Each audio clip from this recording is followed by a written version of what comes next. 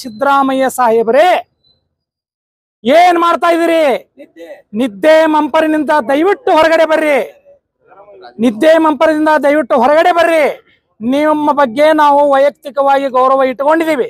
ಆದ್ರೆ ನೀವೊಬ್ಬರು ನ್ಯಾಯವಾದಿಯಾಗಿ ಪ್ರತಿ ತಿಂಗಳ ಒಬ್ಬ ಕೊಲೆ ಆಗ್ತಾ ಇದೆ, ಒಬ್ಬ ನ್ಯಾಯವಾದಿಯನ್ನ ಆದ್ರೂ ನೀವು ನಿದ್ರೆ ಮಾಡ್ತಾ ಇದ್ರಿ ಅಂದ್ರೆ ಶಬಾಷ್ ಅಂತ ಹೇಳ್ತೀವಿ ನಿಮಗೆ. ನಾವು ನಿಮಗೆ ಎಚ್ಚರಿಕೆ ಯಾವ ರೀತಿ ಕೊಡ್ಬೇಕಂತ ನಮಗೆ ನಾಚಿಕೆ ಆಗ್ತಾ ಇದೆ, ನಮಗೆ ಅರಿವಿಗೆ ಬರ್ತಾ ಇಲ್ಲ.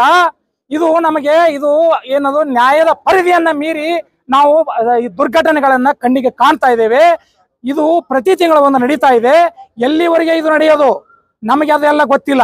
ಆ ಹಲ್ಲು ಕಿತ್ತಿದ ಹಾವಿನ ಆ ಕಾನೂನು, ನ್ಯಾಯವಾದಿಗಳ ರಕ್ಷಣಾ ಕಾನೂನನ್ನ ತೆಗೆದು ಡಸ್ಟ್ ಬಿನ್ನಿಗೆ ದಯವಿಟ್ಟು ಹಾಕ್ರಿ. ಅವತ್ತು ನಾವು 5 ಕಾಯಿ ಹೊಡಿತೀವಿ ದೇವ್ರಿಗೆ. ಅವತ್ತು ನಾವು 5 ಕಾಯಿ ಹೊಡಿತೀವಿ. ಕೋಳಿ ತರ ಕಡಿತಾ ಇದಾರಲ್ರಿ, ಕುರಿ ತರ ಕಡಿತಾ ಇದಾರಲ್ರಿ, ನಾಚಿಕೆ ಆಗಲ್ವೇನ್ರಿ ನಿಮ್ಗೆ? ಎಷ್ಟು ಪಡ್ಕೋಬೇಕ್ರಿ ನಮ್ಗೆ? ಯಾಕ್ರಿ ಹೊಟ್ಟೆ ಉರಿಸ್ತೀರಿ? ನಾವಿರ್ಲಿಲ್ಲ ಅಂದ್ರೆ ಹಾಳ ಹೋಗ್ಬಿಡುತ್ತೆ ದೇಶ. ಸಂವಿಧಾನಕ್ಕೆ ಗೌರವ ಕೊಡ್ರಿ ಮುಖ್ಯಮಂತ್ರಿಗಳೇ, ಕಾನೂನು ರಕ್ಷಣಾ ಕಾನೂನು ಸಚಿವರೇ. ಏನ್ ಮಾಡ್ತಾ ಇದೀರಿ? ನಾವು ನಾಚಿಕೆ ಆಗಲ್ವೇನ್ರಿ? ಇದೆಲ್ಲಾ ನಡಿ ಕೂಡುದು. ಈ ಹೋರಾಟ ನಾವು ನ್ಯಾಯ ಸಿಗೋವರೆಗೂ ನಾವು ನಿಲ್ಸೋದಿಲ್ಲ. ನ್ಯಾಯ ಸಿಗೋವರೆಗೂ ಈ ಹೋರಾಟ ನಾವು ನಿಲ್ಸೋದಿಲ್ಲ. ಮನವಿ ಕೊಟ್ಟು ಹೋಗ್ಬಿಟ್ರೆ ಅವ್ರ ಕೆಲಸ ಅವ್ರು ಮಾಡ್ತಾರೆ, ಎಕ್ಸಿಕ್ಯೂಟಿವ್ ಆಫೀಸರ್ಸ್. ನಿಮ್ದೇನ್ ಕೆಲಸ ಹೇಳ್ರಿ ರಾಜಕಾರಣಿಗಳೇ, ನಿಮ್ದೇನ್ ಕೆಲಸ? ಆದ್ರಿಂದ ನಾನು ಹೇಳ್ತಾ ಇದ್ದೇನೆ, ಇದು ಎಚ್ಚರಿಕೆ, ಖಡಾಖಂಡಿತವಾದ ಎಚ್ಚರಿಕೆಯನ್ನ ನಿಮ್ಗೆ ಕೊಡ್ತಾ ಇದ್ದೇನೆ. ನಮ್ಮ ವಿಜಯಪುರ ಜಿಲ್ಲಾ ಸಂಘದ ಪರವಾಗಿ ಇದು ನಿಲ್ಲಬೇಕು, ನಮಗೆ ನ್ಯಾಯ ಸಿಗಬೇಕು. ಆ ಹಲ್ಲೆ ಮಾಡಿದ ವಕೀಲರಿಗೆ ಮತ್ತು ಹಲ್ಲೆ ಮಾಡಿದ ದುಷ್ಕರ್ಮಿಗಳಿಗೆ ಮತ್ತು ಕೊಲೆ ಮಾಡಿದ ದುಷ್ಕರ್ಮಿಗಳಿಗೆ ತಕ್ಕದಾದ ಶಾಸ್ತಿ ಸಿಗಬೇಕು. ಅವ್ರ ಪರವಾಗಿ ನಾವು ಯಾರು ವಕಾಲತ್ತು ವಹಿಸಲ್ಲ ಅಂತ ಹೇಳಿ ರಾಜ್ಯ ವಕೀಲರ ಸಂಘದ ಪರವಾಗಿ ಈ ಆಜ್ಞೆಯನ್ನ ನಾವು ಮಾಡ್ತಾ ಇದ್ದೀವಿ. ಸ್ವೀಕರಿಸಬೇಕು.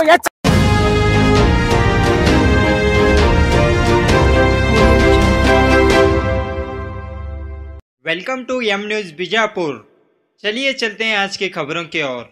19 जून को बेलगावी में एक वकील संतोष पाटिल का बहुत ही बुरे तरीके से कत्ल कर दिया गया। कहा जा रहा है कि उन्हें कोर्ट के बाहर से उठाकर मार दिया गया। इसी घटना से कानून व्यवस्था पर बड़े सवाल उठ गए हैं। विजयपुर के वकीलों ने इस घटना का विरोध किया और डीसी को मनवी पत्र दिया।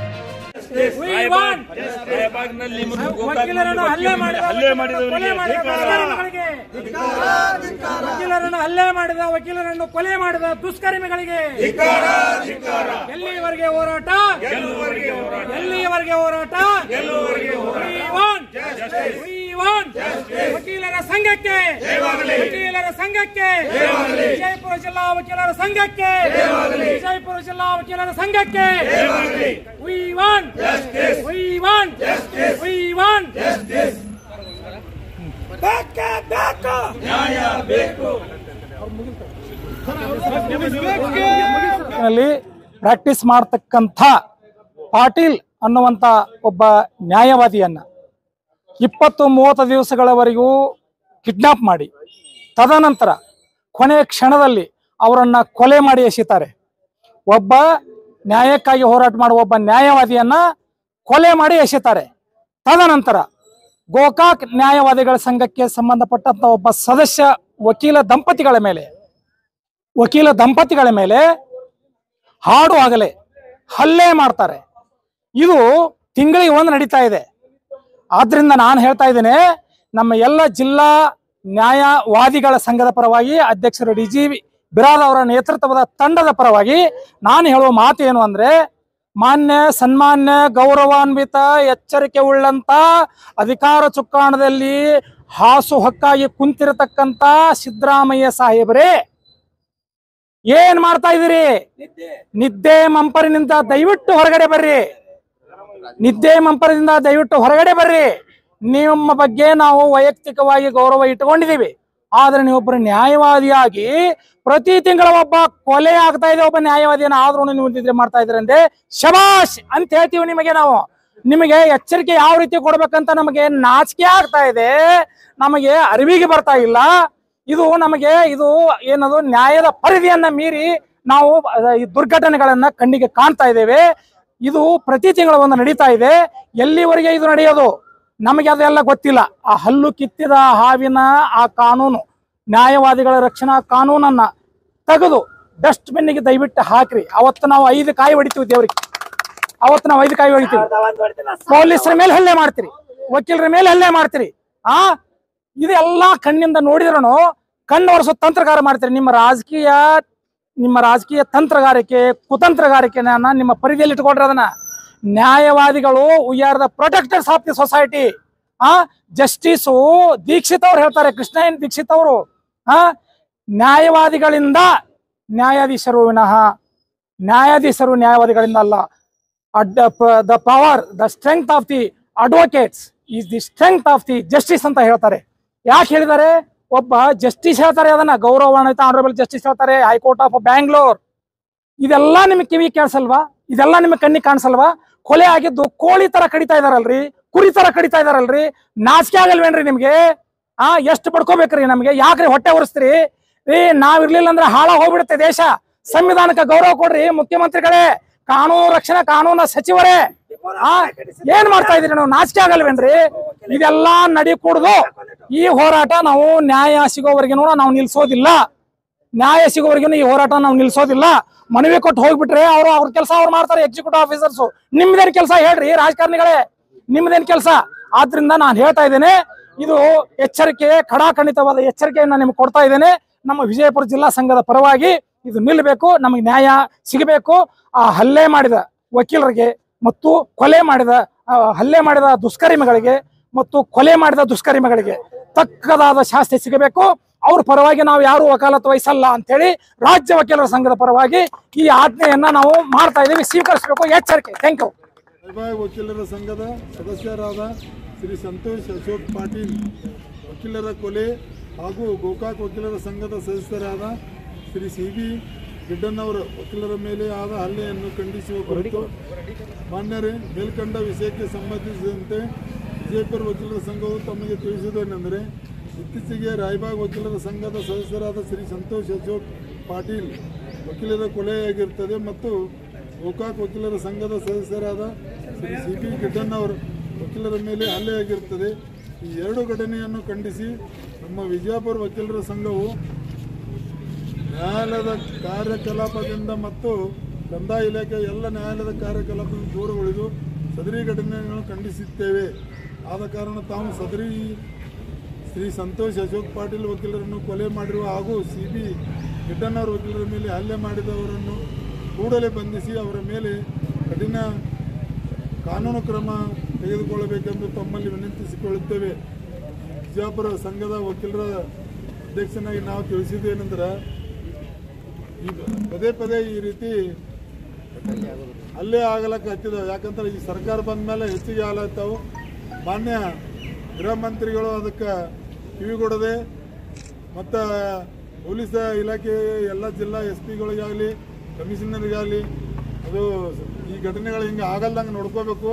ಮತ್ತು ಮಾನ್ಯ ಮುಖ್ಯಮಂತ್ರಿಗಳು ಇದೀಗ ಎಲ್ಲ ಮಾತಾಡ್ದಂಗೆ, ಯಾಕಂದ್ರೆ 6 ತಿಂಗಳು 1 ತಿಂಗಳು ವಕೀಲರ ಮೇಲೆ ಹಲ್ಲೆ ಆಗ್ತಾವಂದ್ರೆ ಸಾರ್ವಜನಿಕರ ಸೇವಾ ಹಿತಾಸಕ್ತಿಯನ್ನು ಕಾಪಾಡುವಂಥ ವಕೀಲರು, ಈ ಡಾಕ್ಟರ್ಸ್ ಆಗಲಿ ವಕೀಲರಾಗಿ, ಅದಕ್ಕೆ ವಕೀಲರ ಒಂದು ಕೇಸ್ ಸೋಲ್ತಾರ, ಒಂದು ಕೇಸ್ ಇದು ಆಗ್ತಿರ್ತಾವ, ಅದು ಅದ್ರ ಮೇಲೆ ಏನೇ ಅನ್ಯಾಯ ಆದ್ರೂ ಪಕ್ಷಗಾರ ಏನು ಮಾಡಬೇಕು, ಕನ್ಸ್ಯೂಮರ್ ಕೋರ್ಟಿಗೆ ಇದಕ್ಕೆ ಹೋಗ್ಬೇಕು.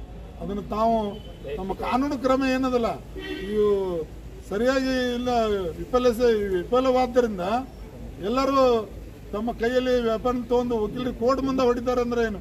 ನಿನ್ನೆ ನಡೆದ ಘಟನೆ ಗೋಕಾಕದಲ್ಲಿ ಒಂದು ನಮಗೆ ಬಂದಿರ್ಬೇಕು ಸಾಹೇಬ್ರೆ, ವಿಡಿಯೋ ಬಂದಿದೆ, ಎಲ್ಲರೂ ವಿಡಿಯೋ ಬಂದಿದೆ.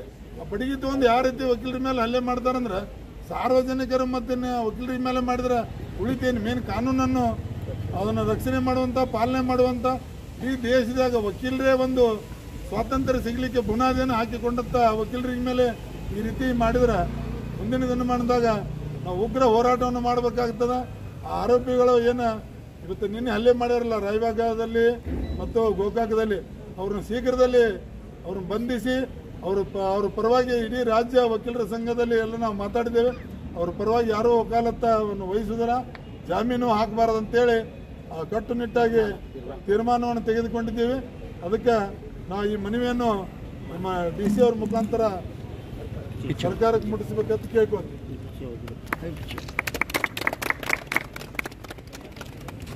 ಮೊನ್ನೆ ನಡೆದಂತ ಘಟನೆ ಬಗ್ಗೆ ರಾಯಬಾಗ ತಾಲೂಕಿನಲ್ಲಿ ಒಂದು ಸಂತೋಷ್ ಪಾಟೀಲ್ ಅಂತೇಳಿ ಒಂದು 30 ದಿನ ಅವ್ರನ್ನನ್ನು ಕಿಡ್ನಾಪ್ ಮಾಡಿ ಅವ್ರನ್ನನ್ನು ಕೊಲೆ ಮಾಡಿದ್ದಕ್ಕೆ ಮತ್ತು ಗೋಕಾಕ್ ದಲ್ಲಿ ಕಾರ್ಯಕಲಾಪವನ್ನು ನ್ಯಾಯಾಲಯದಲ್ಲಿ ವಹಿಸುವಂತ ನಮ್ಮ ಸದಸ್ಯನಾದ ಕಲಿಯ GB ಗಿಡ್ಡನ್ ಅವರು ಮತ್ತು ದಂಪತಿಗಳು ಅವರ ಕೋರ್ಟ್ ಹೊರಗಡೆ ಅವ್ರನ್ನ ಬೆನ್ನತ್ತಿ 12 ಜನರನ್ನು ಗುಂಡಗಳನ್ನು ಕರ್ಕೊಂಡ ಅವರು ರಾಜಕಾರಣಿಗಳ ಸಹಪಾಠಿಗಳು ಅಂತ ಹೇಳ್ತಾರೆ ಹೊಡೆದವರು ಅಂಥವ್ರಿಗೆ ಆಸ್ಪದ ಕೊಡಬಾರ್ದು, ಅವ್ರನ್ನ ಕಿತ್ತು ಹೋಗ್ಬೇಕು, ಅವ್ರನ್ನ ಶೀಘ್ರದಲ್ಲಿ ಅರೆಸ್ಟ್ ಮಾಡಬೇಕು ಮತ್ತು ಸಾರ್ವಜನಿಕದಲ್ಲಿ ನ್ಯಾಯವನ್ನು ಕೊಡುವಂತ ವಕೀಲರಿಗೆ ಈ ರೀತಿ ಮಾಡಿದ್ರೆ ಬಹಳ ಸಾಮಾನ್ಯ ಜನರಿಗೆ ಎಷ್ಟು ಮಂದಿಗೆ ಇವರು ಈ ಕಾನೂನ ಲೂಪೋಲ್ಸಿಂದ ವಿಫಲದಿಂದ ಎಷ್ಟು ಜನ ತಾವು ಮಚ್ಚು ಇದನ್ನು ತಗೊಂಡ್ ತಿರುಗಾಡ್ತಾರ ಅನ್ನೋದು ತೋರಿಸ್ಕೊಡ್ತತಿ. ಅದಕ್ಕೆ ಸರ್ಕಾರದವರು ಇದನ್ನ ಪೂರಾ ಶೀಘ್ರದಲ್ಲಿ ಮುಖ್ಯಮಂತ್ರಿಗಳಾಗಲಿ, DCM ಆಗಲಿ, ಹೋಮ್ ಮಿನಿಸ್ಟರ್ ಆಗಲಿ, ಇವರು ಪ್ರತಿ ಜಿಲ್ಲೆಯಲ್ಲಿ ನಡೆಯುವಂತ ತಾಲೂಕಿನ ACDCಗಳಿಗೆ ಮತ್ತು SP ಅವ್ರಿಗೆ ಕಾನೂನು ಸಚಿವರು ಏನ್ ಮಾಡ್ಬೇಕು ಅವರು ಎಲ್ಲ ಇವರಿಗೆ ತಿಳಿಸ್ಬೇಕಂತೇಳಿ ನಾ ಈ ಮುಖಾಂತರ ಕೇಳ್ಕೊತೀನಿ. ಮತ್ತು ನಮ್ಮ ಬಿಜಾಪುರ ಸಂಘದ ವತಿಯಿಂದ ಈ ಹೊಡೆದಂತ ಆರೋಪಿಗಳಿಗೆ ಶೀಘ್ರದಲ್ಲಿ ಅರೆಸ್ಟ್ ಮಾಡಬೇಕು, ಅವ್ರ ಜಾಮೀನು ಯಾರು ಹಾಕಬಾರ್ದು ಅಂತೇಳಿ ಬಿಜಾಪುರ ಸಂಘದ ವತಿಯಿಂದ ರಾಜ್ಯ ವಕೀಲರ ಪರಿಷತ್ತು ಎಲ್ಲ ಅವ್ರನ್ನ ಜಾಮೀನು ಹಾಕಬಾರತ್ತೆ ಈಗಾಗಲೇ ತೀರ್ಮಾನ ಮಾಡಿದಾರ. ಬೆಳಗಾವಿ ವಕೀಲರು ಮತ್ತು ರಾಯವಾಗರು ಇವತ್ತಿನ ದಿವಸ ಅಗೌರವ ಸ್ಟ್ರೈಕ್ ಮಾಡತ್ತಾರ, ಈಗಾಗಲೇ ನಡೆದಿದೆ. ಅವ್ರು ಅರೆಸ್ಟ್ ಆಗಿ ಅವ್ರನ್ನ ಜಾಮೀನು ಹಾಕಬಾರತ್ತೆ ಮಾಡತ್ತಾರ. ಅದಕ್ಕೆ ಸರ್ಕಾರದವರು ಇದು ಪದೇ ಪದೇ ಆಗಲಾರ್ದಂಗೆ ಎಚ್ಚೆತ್ಕೊಳ್ಬೇಕು. ಯಾಕಂದ್ರೆ ಒಬ್ಬ ಸಾಮಾನ್ಯ ಮನುಷ್ಯ, ನಾನು ನಿನ್ನೆ ಒಂದು ಘಟನೆ ಹೇಳ್ತೇನೆ, ನಮ್ಮ ಬಾರಿನಲ್ಲೇ ಒಂದು ಆಗಿದೆ.